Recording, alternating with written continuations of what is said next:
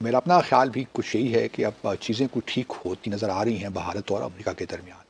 अभी जुमेरात को जो सेनेट में हेयरिंग हुई है, वो हेयरिंग थी बुनियादी तौर पे जो सर्जियो ग्रो हैं, जो प्रेसिडेंट साहब के इस वक्त असिस्टेंट हैं, उनको नॉमिनेट किया है ना अपने भारत में सफ़ीर जी के जी। तौर पे। हमने पहले भी इस पर डिस्कशन की थी। तो उनकी कंफर्मेशन, क्योंकि सेनेट कंफर्म करता है किसी भी अपॉइंटमेंट को, तो उनकी हेयरिंग थी। और ये भी बड़ी इंटरेस्टिंग बात है कि उनकी हेयरिंग में मार्को रूबियो भी आए हुए थे और उन्होंने उनको सर्जियो ग्रो को इंट्रोड्यूस भी करवाया। ये होता यूजुअली नहीं है, लेकिन मार्को रूबियो का होना, सर्जियो ग्रो को इंट्रोड्यूस करवाना जो सेनेटरी कमेटी है, ये इस बात की अक्कासी करता है कि मार्को रूबियो ख़ुद भी जो है भारत अमेरिका ताल्लुकात को, जो इस वक्त कशीदगी है, उसको ख़त्म करना चाहते हैं, नॉर्मलाइज करना चाह रहे हैं। और मार्को रूबियो ने बड़े वाज़ेह अंदाज से कहा, उसमें कोई शक नहीं छोड़ा कि भारत के साथ जो उनके ताल्लुकात हैं वो इस सदी के अमेरिका के लिए सबसे अहम ताल्लुकात हैं। तो इससे आप अंदाज़ा लगा सकती हैं कि इवन ये एडमिनिस्ट्रेशन भी, गो के प्रेसिडेंट ट्रंप और प्राइम मिनिस्टर मोदी के दरमियान कुछ हमें एक पर्सनल कशीदगी भी नज़र आई, बिल्कुल। लेकिन इसके बावजूद, जिस तरह हम पहले भी कहते रहे कि कुछ पता नहीं चलता, प्रेसिडेंट ट्रंप अनप्रिडिक्टेबल है। अच्छा, इसके अलावा जो है ना मार्को रूबियो ने ना सर्जियो गोर ने कहीं भी ये नहीं कहा इस पूरे हेयरिंग में कि प्रेसिडेंट ट्रंप ने सीज फायर करवाया पाकिस्तान और भारत के दरमियान। इसके अलावा जो हैं जो एम्बेसडर डेजिग्नेट हैं गोर साहब, उन्होंने ये भी कह दिया कि जी हम आप जो स्ट्रेटेजिक हमारे ताल्लुकात हैं और हम इंडो पैसिफिक में, उन्होंने फिर इंडो पैसिफिक का ही जो है इस्तेमाल किया और चाइना को ही कहा कि चाइना को काउंटर करने के लिए हमारा ये जो है India is our partner in that.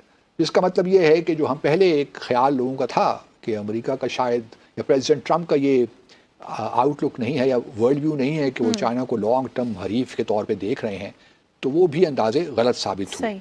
China remains उनका एक लॉन्ग टर्म हरीफ है और उसको काउंटर करने के लिए उनको भारत की ज़रूरत पड़ रही है और वो समझते हैं कि भारत के ही ज़रिए, और भी ममालिक हैं, जापान भी है, ऑस्ट्रेलिया भी है, लेकिन भारत भी एक अहम मुल्क है जिसके ज़रिए वो चाइना का जो राइज है उसको काउंटर करेंगे।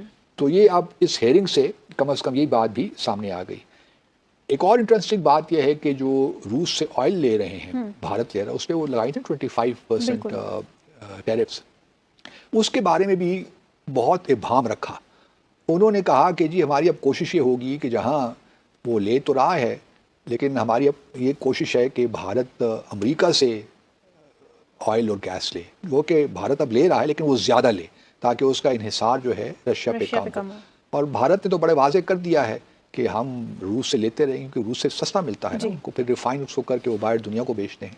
तो ये भी एक मामला बीच में डिस्कस हो रहा है। फिर अमेरिका ने भारत के जो कॉमर्स मिनिस्टर हैं पीयूष गोयल, उनको भी बुला लिया है और वो भी अब अमेरिका का दौरा करने जा रहे हैं, अगले एक हफ्ते में शायद चले ही जाएँ, और ये जो ट्रेड और टैरिफ एग्रीमेंट होना है वो भी हो जाएगा।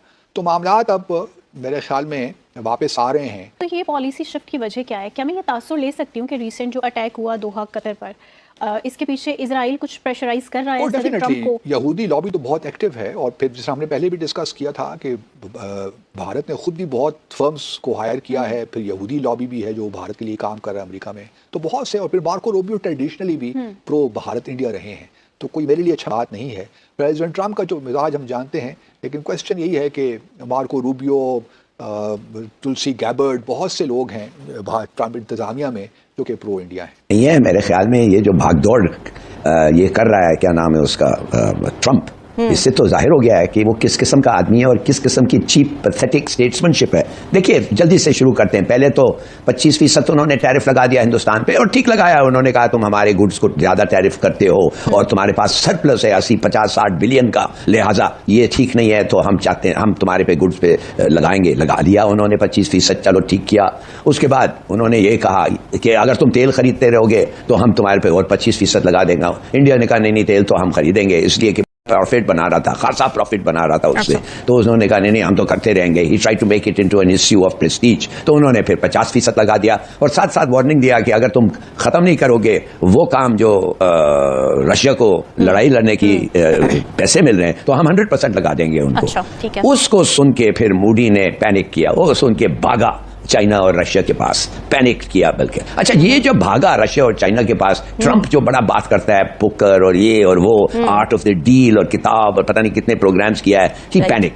उसने कहा यार ये तो हिंदुस्तान हमारे हाथ से जा रहा है, ओहो। और उसको खूब गाली मिलने लगे उन लोगों के अमेरिका में जो 20-30 साल से ये रिलेशनशिप बना रहे हैं। उन्होंने कहा ओहो इंडिया तो is going to jump ship, और तो उसने एक चीज किया जो कभी पहले शायद हुआ नहीं है। वो रूबियो को कहा कि तुम जाओ कन्फर्मेशन हियरिंग्स पे, ये जो नया एम्बेसडर बन रहा है हिंदुस्तान का, अमेरिका का, और उनको शो करो कांग्रेस को कि हमारा ऐसा कोई इरादा नहीं है और ये कुछ ज्यादा, आई थिंक द इंस्ट्रक्शंस हैं, ये कुछ ज्यादा हो गया है, मैंने जो पोकर खेल रहा था वो मुझे मिसरीड कर रहे हैं, वी वर ओनली किडिंग। तो हमारा अब वो हाथ को वो कॉल करने लगे हैं, ये इंडिया स्टैंड ले गया है, खड़ा हो गया है, अब हमें बड़ा नुकसान होगा। तो ये उनको जाके कहो ऐसी कोई बात नहीं है। तो फिर वापस वो आए और कहने लगे नहीं यार, अब मैंने the impression he gave Congress Rubio was, ऐसी कोई खास बात नहीं है, हमने बड़ी अच्छी दोस्त है, ये we have no intention of forsaking India etcetera, और जल्दी से जल्द जो रिलेशनशिप नॉर्मल हो जाएगा जो था। तो ये आई मीन क्या आप क्या कह सकते हैं, ये क्या है ये ट्रंप? आपने देख लिया है, ये अपने आप को स्टेट्समैन समझता है।